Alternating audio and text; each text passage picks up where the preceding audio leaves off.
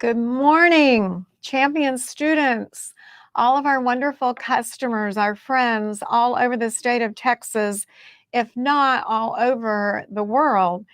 With our global way of communicating in today's world, we have people joining us from everywhere and on Facebook, in our classroom, in our virtual studios. And it is so exciting to be able to be back with our monthly interviews of superstars, whether they are new in the business, long time in the business, farm and ranch, commercial, residential. We are so happy to bring you these free interviews. And first of all, I want to say thank you for your business. Thank you for choosing to be a champion. And as well, my managers, career counselors, teachers, president of our company, Kimberly, out of the Plano campus, and our vice presidents, Debbie Blazes here in Houston North, and Kurt Knobloch, vice president, online over in our Austin campus. So thank you for choosing to be a champion. And I encourage you to go to our YouTube channel. Tomorrow, you'll see this interview again, and then you'll be able to see all of our interviews that are so motivating, so inspiring. Today, I have the pleasure of having a fairly new agent in the business, Soomin Kim. Soomin Kim is with eXp Realty in Williamson County, Texas. For those of you that are not familiar with Williamson County, it is truly a growing fast, amazing county that he and I were sort of comparing to Orange County, California, because we have certainly Liberty Hill, Texas. We have Georgetown that you've heard a lot about, Round Rock. We have the Dell Stadium. Williamson County is just a little north of Austin, and it is booming for sure. The reason that we invited Soomin to be part of our interviewing group and have him come in for the May interview is because he joined real estate during the 2020 COVID time period. So, new agent joins COVID as a brand new salesperson in 2020, 2021, and in 20 months, too many 20s in there, right? In 20 months, Soomin has done over $100 million in transactions. So my Austin manager, Cindy Carter, said, Soomin Kim is someone you need to interview. That being said, I am delighted to have Soomin Kim with eXp Realty Williamson County as our guest today, as our student, and an amazing, amazing agent. Hello, Soomin. How are you? Morning, Rita. Morning, students. I am going to just jump right in because I know they want to hear from you and ask you, as a brand new agent jumping into real estate 2020, where we were all doing business totally differently, what were the things that you did as a new agent to get started? What brought you to Texas? And how do you do your business as a brand new agent? I think what I will say is you're right. I'm not only new to the profession, I want to say, like, I actually remember being in class. It's only been like 20 months since I've been in Champion School of Real Estate. And in fact, I was there a couple of weeks ago doing like some SAE courses. But I remember watching one of these interviews, and I remember trying to get as much value, take as much notes as possible. So super privileged to be here. But I'm not only new to the profession, Rita, but I'm also new to Texas. It's only been a little bit less than 2 years that I relocated here from California. No network, no sphere of influence, no aunts or uncles throwing me a bone or anything like that, So completely new to the profession, completely new to the area as well. Absolutely no circle of influence. And so ultimately for me, I thought to myself, whoa, I don't know how this is going to happen, how this is going to work. But what I do know is that I need to market myself in a certain way. So the first thing I did before anything, even when I was in class, I continued to think about me as an individual, my niche, where I want to, how I want to portray myself. So I was already thinking of how I wanted my marketing, my social media, headshots, branding, logos. I continue to think like a marketer before anything else while even in class, knowing that because I don't have an influence, what I lack there or a network, I'm going to have to make it up and presenting myself in the very best version. And so, first thing I did was even before I was taking my test, I was already working on ideas of marketing and that sort of thing. And so, as far as me getting started, I once I got licensed, I actually didn't go straight into like just doing activities of real estate. I worked on my marketing, so I really professionally got done some branding, marketing, logos, colorways, and I wanted to present myself there. I think for most of us that are new, what we don't have an experience, we're gonna have to make up in other ways. And so for me, it was marketing. I just worked on the marketing for the first few months more than anything else. So, Soomin, do you have a marketing background? Is that how the idea of putting your colors together, your logo together, you wanted to get your professional portrait done, having all that ready for your business cards, for your social media? Is marketing in your background from California? It is in my background. I've dabbled in marketing in several different forms. I mean, whether it was like different startups I was a part of, every time they would bring me into, I would be a part of a group that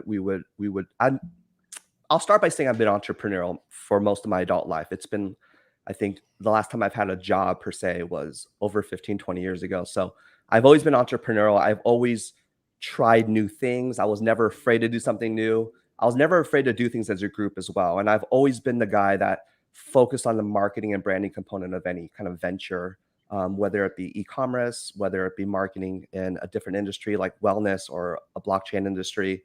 So marketing has always been something I've been attracted to. I'm always looking at companies and logos and commercials and saying, wow, I really like the way they did that. I love the way that color is. I love the minimalistic modern style of that. So I've always been inspired by all things marketing. Now, how did you handle the idea of moving from California to Austin, Texas? I know you're married to a lovely woman. I got to meet her yesterday. And you have an 8-year-old daughter, 6-year-old son. You're moving to Texas. You go into a sales career. You know no one in the area. I'm going to say to you, you are fearless. How do you control fear? Because fear is a huge element when you're an entrepreneur. Yeah, I think you're right. Fear is it's very debilitating, and I think that I mean even the idea of relocating, like my family, like spending my entire adult life and my childhood in one state, and then deciding in the middle of a pandemic just to pick it all up and start fresh somewhere else. Leaving family, leaving friends, leaving community behind, just for the sake of how I want my family raised, where I want them raised in the environment. Um, that's a lot, and I knew that and talking about fear, Rita, like I knew that if I thought about it too long, I would probably talk myself out of it. So it was literally within a 3-week period that the thought started cementing that I might want to leave and relocate to another state till the day that we were actually packing up and a pod was coming to store everything up and to drive cross state to a different state. So fear is debilitating. And I'd say the way that best attack it is you just have to take action and take action quickly. I think more times we think about something, we're probably going to talk ourselves out of it. If I thought too long about real estate and not getting signed up in a course to get prepared for my exam and consider a different professional option, I probably would have talked myself out of it because real estate is a lot of times based on really the influence of who you know and how well you know an area. And so I realized I can probably talk myself out of that pretty quickly by not knowing anyone and not necessarily knowing the area initially in the beginning. So for sure. So, how did you decide on Williamson County? The Leander, Liberty Hill, Georgetown, Round Rock. How did you decide on that area? I think ultimately there's Austin and then there's suburbs around Austin, right? Whether it's a north, whether you go west, you go to the Lakeway area, you go east, Maynard, Pflugerville, Hutto, even Bastrop now, South Kyle, Buda, all these areas. Ultimately, there's more space in these suburb areas. It's more expansion. So when I say expansion, this means a lot more new construction builds, which you're not going to find in the city or in the Austin zip code right now. You're going to see a lot of customs in between. You're going to see, higher priced homes within the city in that area code. But ultimately, these suburbs are expanding, and I saw that with when I came to Scout Austin. I remember seeing that and seeing, wow, these are really growing. And so, what happens when these areas expand and they grow, especially with new construction, it actually becomes a haven for a lot of other people that might have similar stories, backgrounds, and Hmm, motivation for wanting to do the same thing. perfect. Right. So if I go there and I landed, when I landed in Williamson County, I saw the expansion there, and I realized when I looked around, wow, there's a lot of other individuals in the same age and stage and the same thought processes and the same challenges and the same desires and hopes and dreams they have for their families. And they're all converging in these areas, and these aren't necessarily places where everyone's just lived there their whole life. These are expanding areas. And so I felt like it'd be a great spot to not only build community, with other Mhm. people that are in the same, stage and track That of was life. very Yeah. smart. Yeah. You So, said suburbs, new people, new mhm, families, new subdivisions, mhm, and lots of people like yourself and your family that have moved from other places. mhm. Very smart. And it is hot on fire. Yeah. Oh It's my incredible. gosh, that Yeah. area, but like all of Texas right All of now. Texas. I would say And, this. I'm sorry. I just wanna no, encourage, yeah, like, because we are centralized in Texas, it's like, uh-huh, friends, we have no idea the opportunity that we have in this state right now. I think we'll look back on this season, and it'll be historic from a real estate perspective. I have friends that are realtors in every other state, and they do not know what we're doing or how we're doing it. And what they don't realize is Texas is just expanding, Rita. There's it space is. and expanding. And I know it's troubling for, and all things troubling and exciting, but it is expanding, and this is not available in other states. Other states are completely Yeah. compacted and recycling listings right now, and we are just continue to expand. So Well, as a brand new agent, I know that when you got started, you were sitting, first of all, in the classroom mhm, planning mhm. basically your plan of action, probably your business model. And then you got your license. And thank you for being one of our wonderful graduates of Champion School of Real Estate. And what did you absolutely do as soon as that license was fresh in your hands and you were able to start your new business as an independent contractor slash entrepreneur? What were the first couple of activities that you did that you would share with our new people that would help them? I mean, ultimately, technically, was selecting a broker, and for me, it went a little bit beyond that. I know that, there's amazing brokers out there. There's so many different brokers. And I had to figure out, first of all, what fit what I believed about real estate right now. And so I had to really figure out how it is that I want to build my business, and can I find someone to partner with that aligns to that. Look, I'll be frank with all of you. I don't think it's hard to necessarily woo or bring in a new agent, a newly licensed agent, to any brokerage, because at the end of the day, what we truly want in the beginning is we just want to be competent, and we just want to have production, and we want to get things going. So it's not hard for anyone to bring someone new in by sharing the attributes of a brokerage. But for me, I realized that I could not go the traditional way. There's no way I'd be able to compete traditionally, especially with the detriments of not knowing anyone, not knowing an area. Now, So, Suman, mhm, explain what you mean by traditional, because we do have some new people. yeah. When you say, I can't do it the traditional way, in Mhm, your mind, what is traditional? And then we'll springboard to what mhm. you do. So I would say, and there's nothing wrong with traditional. Traditional is tried and true, and I have so much respect for those that are doing a more traditional route. So when I interviewed brokerages, when I really looked at real estate and how people get started, some of the early trainings would have to do a lot with cold calling, door knocking, referrals, letting all your friends and family know that you're a real estate agent now, and maybe answering phones and taking the hot leads and hot phone calls at an office. And so these were avenues that I knew that were proven to work. And this is what most brokerages would share with me, that this is some of the things that they'd train me on. They'll give you a mentor, right along the whole thing. But in my mind, I felt like the world was shifting in a lot of ways. I feel like we're entering a really kind of a disruptive era where things and information is taken on quickly and much more differently. In other words, before we go to sleep, when we wake up, we're probably scrolling on our phone, and most of the information, everything we're getting on our phone. So I thought, how much more efficient um, can I start my real estate career by taking advantage of some of the more efficient information models, such as social media, social content, Instagram, now even TikTok, even with YouTube. So I thought I'm gonna think more untraditional because I felt like I want to be more efficient. If I were to knock on the door, it will be one action for one response. If I want to call or cold call someone, it'd be one action for one response. However, if I can set up social platforms in a certain way, one form of action can probably give me 1,000 responses overnight, you know? And so it was my mindset. I thought I have to be more traditional because again, I don't know anyone. I'm new. I don't have experience. I feel like I'm older where I don't feel like I'm just in it for the experience. I'm in it to be productive and to provide for my family as quickly as possible. And so untraditionally, I have not made a cold call yet. I have not knocked on a door. And I'm not saying those don't work. Those are amazing tactics. And some people are incredibly great trainers in that. But I had to go more untraditional and I went straight to a social content, a social media platform to market myself that way to communicate with as many people in the shortest amount of time in the most efficient way I thought possible. And so that's what I I mean think when I went a little bit more untraditional. I think what's remarkable is what you're doing is absolutely amazing. It's working. You have just done a phenomenal job in 20 months.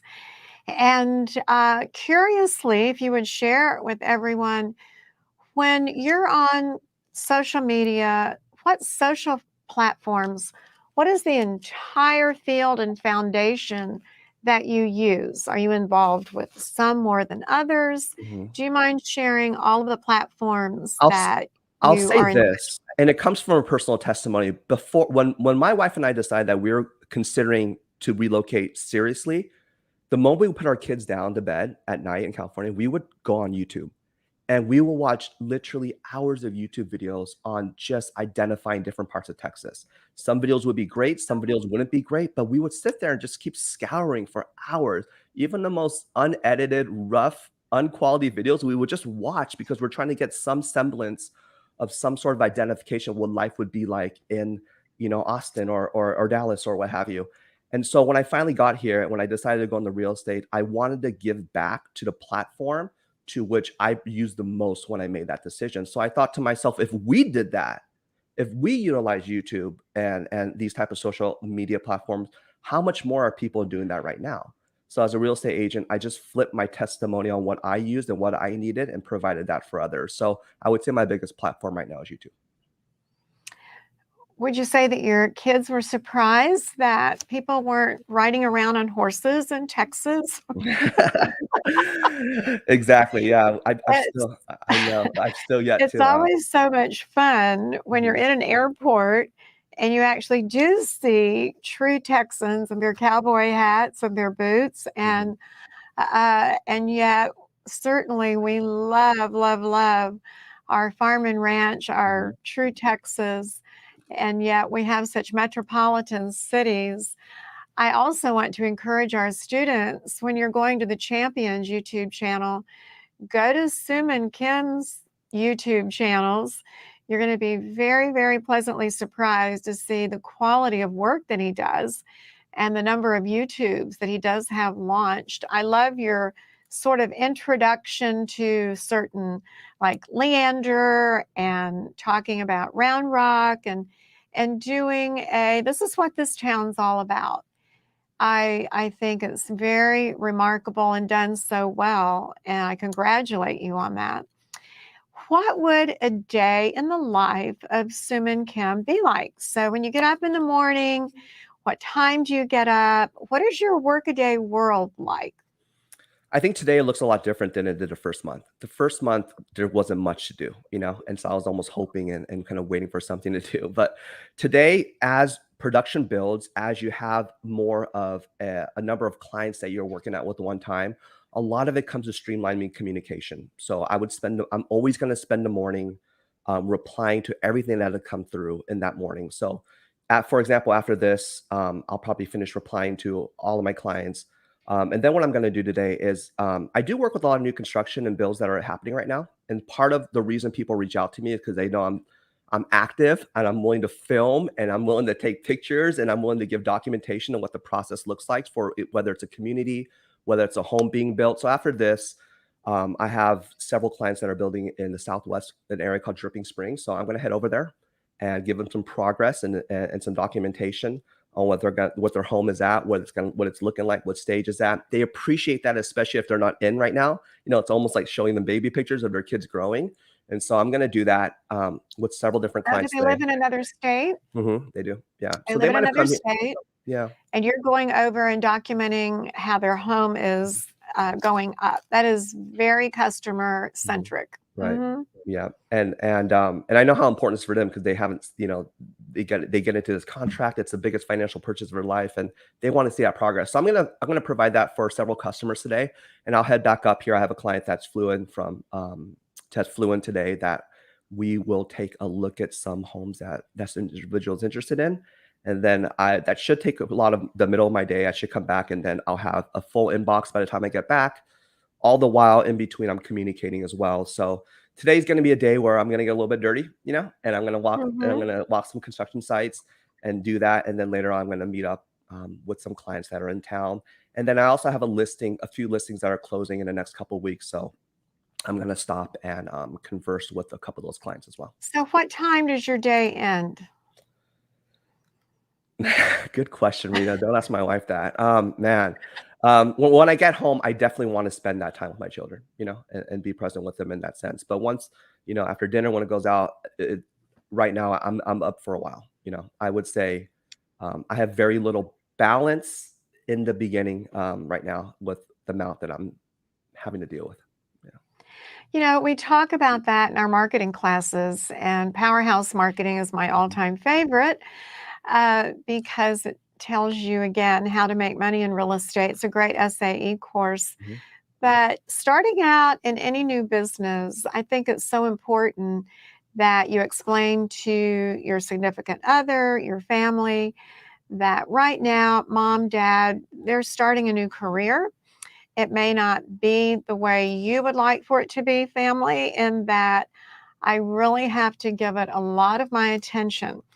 And we always talk about life balance. You and I talked about that yesterday. But starting out in business, I personally feel like you have to give it your all. To start Champion School of Real Estate, I truly, for 1 year, either taught or took registrations at the desk over the phone, day, night, weekend for a year. My goal was to get my business launched. When you started out just a short time ago in 2020, what was your life balance like? And did you share that with your family? I'll start with the end, and I'll just say this. There's very little balance in forging anything new. We can build that over time, and we can build leverage over time, and there'll be a time to get more balance. But I want you to think about any career, especially real estate, especially as a non-employee, independent, opportunity here with real estate. It takes everything because I want you to think about the analogy of almost like a car that's in neutral with a little bit of right in front of a graded hill, and the idea that you're going to get that car pushed over that hill with balance in the beginning is untrue. It's going to take everything you possibly can give it just to get that car moving. And the beauty of it is eventually when it gets moving, it tends to go on its own. You might even jump in and just steer it one day, right? But in the beginning, the idea that you're going to just give it a little bit of a balance and just is just not realistic. And statistics show that most people that go into any venture idea, especially with like real estate, with the idea that I'm just going to dabble in it and I'm going to try it. I get that a lot. I talk to a lot of new agents and they're like, I just want to try it part-time. And to me, what that tells me is they're actually just waiting for a bone to be thrown their way by their aunt and uncle that's going to list a home pretty soon, right? And then maybe after that, they'll move on to something else. But the truth be told, depending on what your goals are, but to get anything going, I think it takes everything. It takes everything. And so I told my wife, this is the season that we're going in, and we're going to give it everything. And let's agree upon, let's just get on the same page of what that's going to take. And it's going to take everything. I've had so many new people that went into the business part-time starting out who came back later and said the one thing they wish they had changed from the beginning was to have jumped in completely. And people, as you said, have different goals for going in part-time. And very often we have a number of school teachers that start out part-time and they need that steady paycheck in order to pay bills, and we all need to do that. Then once they felt comfortable having saved money or feel comfortable in what they've learned in order to embark, they jump in 100% full time. But many say after the fact they wish they had just gone 100% into the business. Let's talk a little bit about business in today's world, because you are in a very different position. You came into the market in 2020. It's like no other market we've ever had. Yeah. And I want to ask you some questions and how you handle it Mhm. that our experienced agents are talking about all day long. And that is, can you share with us how you counsel your buyer to let your buyer know that it is a bidding war and what to expect when they submit an offer? How do you counsel your buyers? I think ultimately you want, in order to be as efficient with buyers, you do want to be as realistic as you possibly can with your buyers, because the last thing you want to do is you just don't want to make offers, just to make offers. You want to be, because what happens is, especially in this market, when buyers are getting their offers kind of shot down as frequently as they do, they actually get so discouraged that it begins to rub off on how they view you. And it's interesting, you can be working as hard as you can with so much integrity and honor, but this market has been so daunting with with the amount of kind of offers and multiple offers that are typically on these homes. It's slowing down a little bit right now, but for the most part, what I like to do, and I like, for every offer that I make with any listing, with anything that my clients are interested in, I will have a conversation with the listing agent. So I don't just go out there and blindly make offers. I have a habit of connecting with every listing agent for every one of my buyers and just getting them to have a conversation, getting them to talk. More times than not, they will probably tell me more than they should. And so that gives me incredible data to be able to serve my clients to the best of my ability. That way, it makes me much more efficient. I would say more than half of the offers that I have made in this market, I've been able to have accepted. And a lot of that is because I've been able to get enough data from my conversations. So for me to best serve my clients, I get as much data before I go out there and swinging a blunt bat at a tree. So, but my clients, I will let them know right now, hey, look, consider every list that you see is not the price that you're going to pay for the home. I want you to look, and when you get listings, I want you to consider adding about 3 to 7% on every listing that you see, and just to see if you're comfortable with that. And if you're not, let me know. And if you are, that gives me an idea of of where you stand with this particular property. Now, how did you come up with 3 to 7%? Did you do Um, your homework on those in the area and what they yeah, sold for above yeah, I list have. price? Yeah, every home is unique, right? So every home is there's going to be unique factors about it. What school district Mhm, it's in, maybe what the views look like, how mhm, unique the lot mhm. is. Does it have a pool? Does it not have a pool? Did they upgrade it? Did they make it into an HD TV special on the inside? And so people are going to be emotionally connected to that. There's so many different reasons why homes can be unique, but for the most part, in that range, in this market, it very rarely have we seen in this market that a home has just gone for list, especially one that's somewhat No, desirable. And exactly. so the numbers I've seen, I've just comfortably, I mean, we've seen crazy numbers, right? They make great headlines, X amount over. But for the most part, for me, what I've seen in this market is I try to be comfortably enough between like a 3 to 7% over, seven being incredible, right? That's pretty crazy, but it's happening. It's pretty prevalent right now. Are you suggesting, or are your buyers asking you about uh, eliminating the appraisal process and saying that we're going to do all cash? Are they opting out to not do inspections? How is that conversation going on with your buyers? What are you seeing from your buyers? Are they mostly cash? Are they how's that direction going? No, it's still 30-year conventional, with approximately 20% down, and it happens to still kind of be in that wheelhouse. But I will let them know what's happening in the market. So if you're my client, I'd say, Rita, we're going to make an offer. We're going to do our best to obtain a property that you want. But here's what's kind of happening in the marketplace. Besides just the offer price, let's talk a little bit about terms.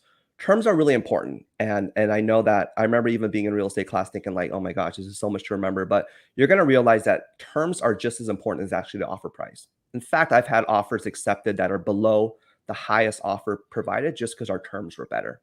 So what I would tell my clients today in this market is yes, nothing is standard, everything is negotiable. But if we want to be competitive and we want to be at least on par with all the other offers, here's what we're going to be dealing with. We're going to be dealing with waiving our appraisal. Okay. So in this market, we're going to have to waive our appraisal. We're going to have to keep our option period as competitive and as short as possible. On average, right now, I'm seeing 7-day option period. If we want to be competitive, we should consider 5. I have great inspectors that can be on our call and within 24 hours, so we can get that done pretty quickly. So I'm feel confident about 5. Depending on the property, here's what we need to consider with the earnest money. On average, right now, I'm seeing 1% as earnest money. And as option money, we're seeing anywhere from $300, $500 to $1,000.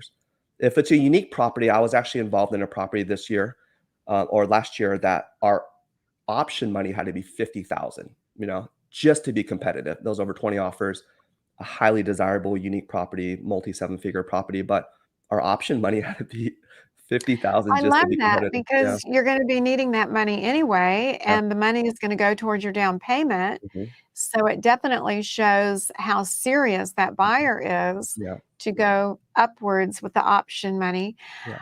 For our new people, I just want to make you aware that when you waive the appraisal, it means if the house does not appraise when you're ready to buy it, and the lender says, well, you still owe 60,000 above the appraisal, yes, you still are able to get the house, you just have to come up with the cash.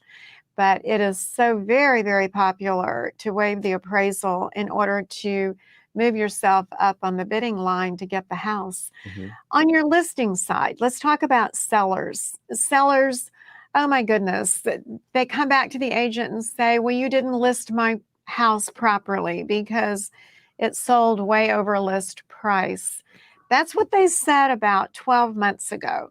Now they're all learning that's the market. We use comps, we try to set it in the right particular area for list, but how do you counsel them on what might happen and at the same time counsel them not to be too selfish? Mhm. Yeah. So handle that side for us, if you would.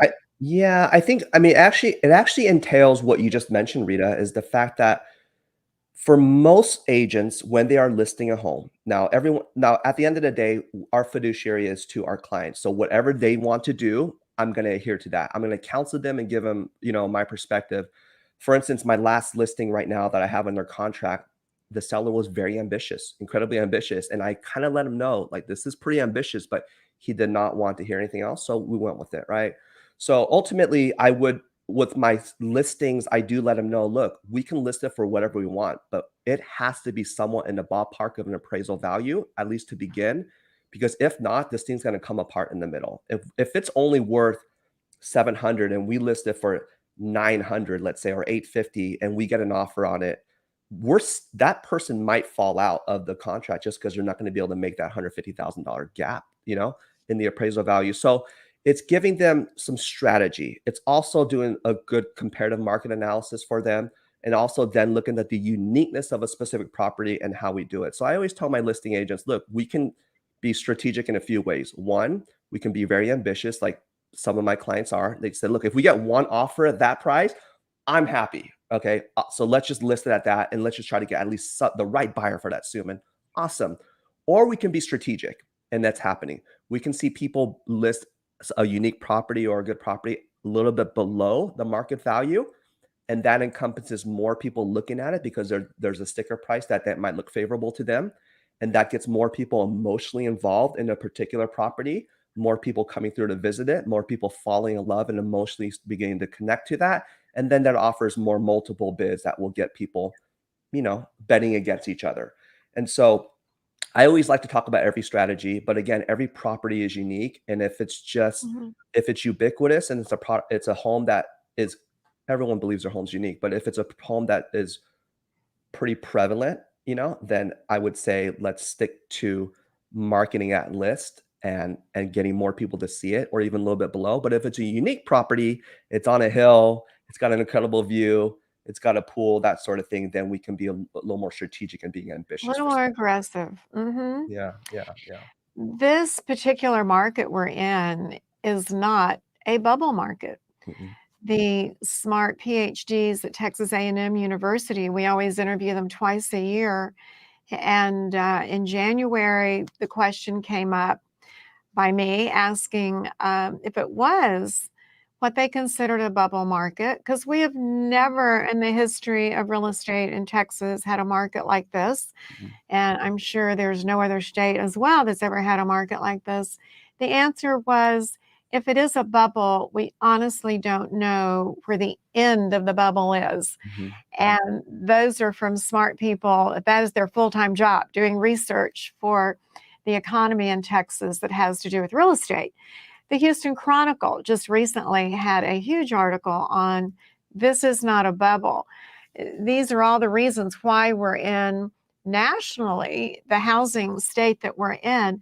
So for new people, experienced people listening, watching, uh, go about your business knowing this is our new regular way of doing business and approach it in that direction because no one is forecasting where this will end. When you've now been in business and have buyers and sellers, transactions that have closed, do you use a particular referral system to keep in touch with your clients? Do you recommend that? Is there one that you recommend? How do you stay ongoing communication with your past clients, Soomin? I think for me, I do use a CRM called KV Core, that's provided by my brokerage, and that's a really competent CRM or customer relationship management software, and that helps. But this is an area where I need to get better at. Like I mentioned in the beginning, I'm 20 months in, so a lot of what I'm doing is really forging new protocol for myself in new areas. This is not something that I've been able to completely master or figure out. I haven't even come across I'm just now coming across my 1 year anniversaries of people that closed homes a year ago, to reach out to Mhm. them. So for me, right now, I'm just relying on my CRM data kind of software, and I think the next step for me is probably hiring someone that has a specific talent, for organization and to be able to kind of run and manage that for me as well. So for right now, I am relying on a high end CRM, and also I just try my best to keep in touch. And I know this isn't going to last long because eventually the clientele would be more than I can even remember. But for now, I keep in touch with a lot of them. A lot of my clients, almost all of them, are connected to me on social media. So even when I post new posts or stories, they're always responding, and I'm always like, oh my gosh, like, so how's that backyard You coming are along? touching them. Yeah, so Yeah. I'm constant communication with them. They're still responding to me.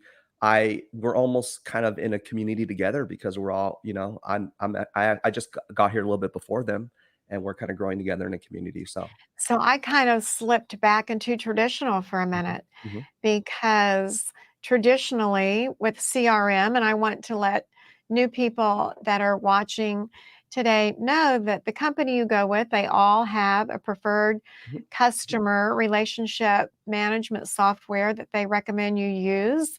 And some pay for it, some ask you to pay for part of it. Those are questions you'll want to ask on the front end. But I'm thinking of, how traditionally you send out communication regularly, even as well through email, but just to let them know that you're there. But absolutely, you're right. When you're out videoing your new listing, you're doing a tour of the new listing, and it's all done on video and it's launched on one of your social media sites. Indeed, you're reaching out and touching all day long. mhm. And as you said, they respond back to you. When we started out a few minutes ago, you said that you did have a niche in the marketplace. How would you describe the niche that you have, and how did that come about as a new person? I think my niche is exactly my testimonial, so it didn't take long for me to realize that I'm a relocation, I'm an individual that was a new buyer in the market. And so for most of us that are watching right now, if you're a new agent, you're probably going to get comfortable with working with buyers in the beginning. There is a glamour to listings, right? There's a glamour to the idea that I have something guaranteed per se. But look, for most of us in the beginning, we're going to have to work with as much buyers. And the beautiful thing about working with buyers is you actually get the experience as well. And as you get the experience and you get successful with buyers, people that list with me now, they're listing with me because not only because of my reach, but they're listing with me because they're like, Soomin, we know how much you've worked with buyers. We know you know the psychology of people buying in this market. I need you to list my house because you know how they're thinking, and you need to list my house with that psychology in mind, you know? So my niche, I would say, essentially, is, even though I have several listings, is I work with a lot of buyers and relocation. You know, there's a lot of people coming here specifically in Texas, all across all cities of Texas, for specific industry. And one of them being, I mean, the three biggest industries I think that are really impacting Texas right now is education, medicine, and tech, right? And so with that, with these incredible in Austin, where the entire world is here. I mean, talking about Tesla, Apple, Samsung, Mhm. 3M, Dell. This is the world. This is Facebook is here, the largest residential lease in the history of residential leases. TikTok is going to be here in Austin. So with that comes people that are entering the marketplace to become residents. And so relocations is a niche of mine, and helping people from other areas to find their way here is a niche of mine. New construction is a niche of mine, and these are all because it's a testimony to which I've experienced, and I wanted to kind of reciprocate that and be able to meet people in those areas of need as well. I know a lot of our students are wondering, does Soomin have a team? Mhm. And I think it's remarkable that your team is yourself.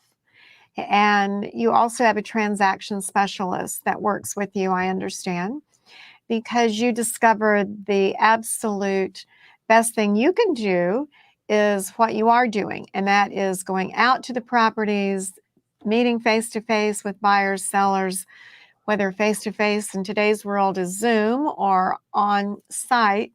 But I'm sure many were sitting there wondering, does he have a team helping him that got you to that $100 million mark? And the answer is, which I was really surprised, is not at this point.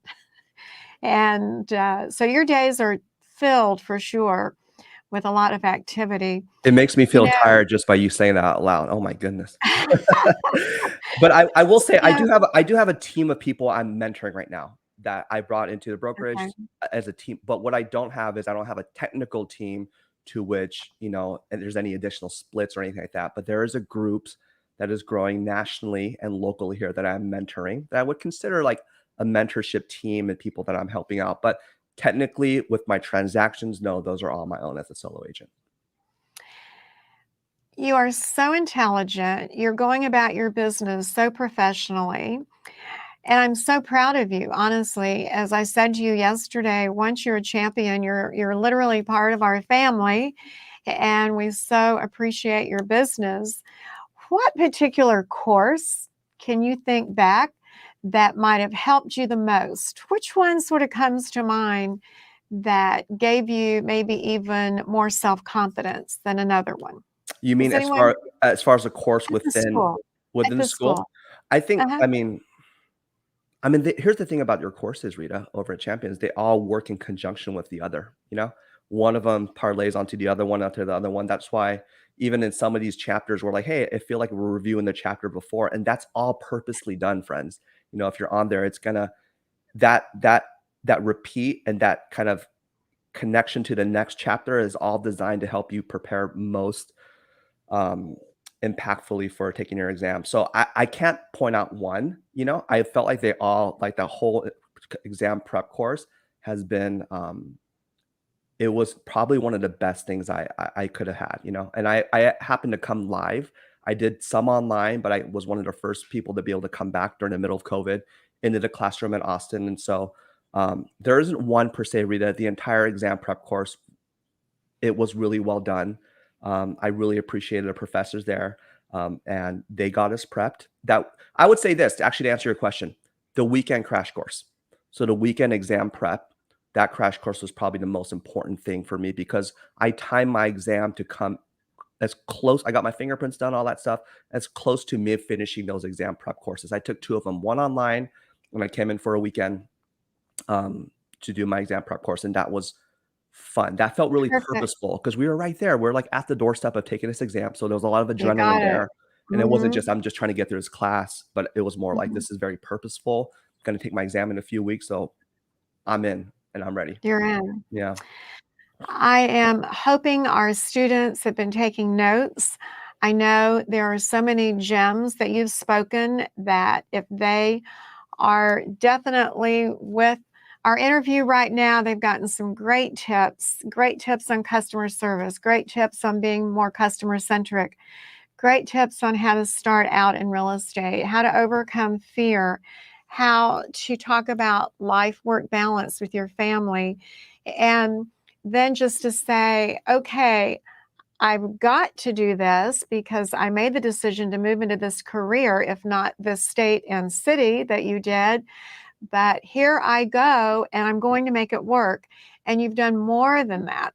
For those of you that are listening, watching, and wish you could see it again, I'll remind you tomorrow it will be on the Champion School of Real Estate YouTube channel, and as well as other wonderful interviews. But to sort of finish our wonderful interview with you today, if there were one word to describe the professional you, the professional Soomin Kim with eXp Realty in Austin, Williamson County, what would that word be and why? Mm, that's a good question. Wow. My word would be adaptability. I've Great word. People, I might have a little bit of a background in something, but everything I'm doing right now, I figured out. I never once used the term, "Hey, that's not me. I don't do that. I'm not a salesperson. I'm not a tech person. I never try to use the words I'm not.